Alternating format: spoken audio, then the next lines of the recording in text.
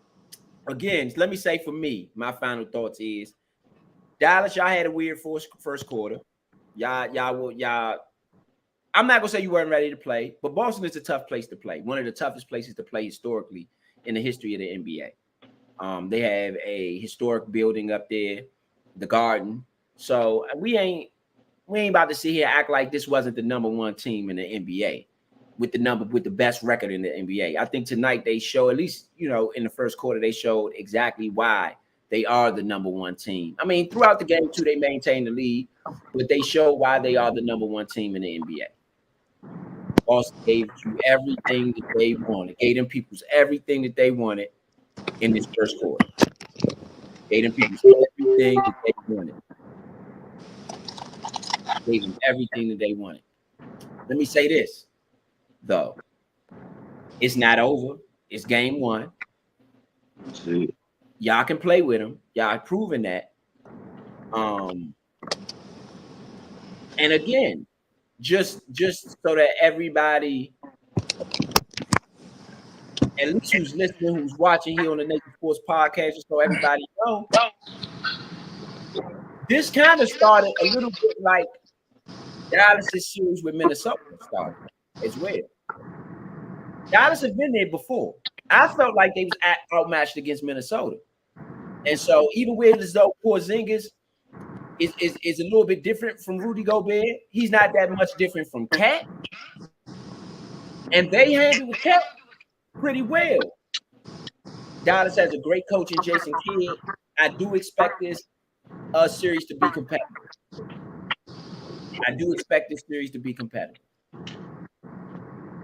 And that's my final thought. I do expect the series to be competitive. So, again, we're going to see y'all tomorrow. We have Adrian Broner coming up tomorrow. Sunday, we got game 2 of the NBA Finals. Monday, we got the Major Monday. Wednesday, we got Workhorse Wednesday. You are tuned in to Studio Runners TV. We stream 24 hours a day. So after this, we will have some of the Nature Sports Podcast, some of the in-game shows. We'll have the NFL Draft from the Nature Sports Podcast. We'll have a re-air of the NFL Draft and of the free agency terms of the Nature Sports during the Nature Sports Podcast shows. Without further ado, I'm going to sign off. Let the fellas sign off. See y'all tomorrow. Y'all already know what it is, man. Big Son signing off. Senior event. Yes, sir. Yeah, this Point B signing off, man. Thank y'all for joining us. Yes, indeed. See y'all tomorrow.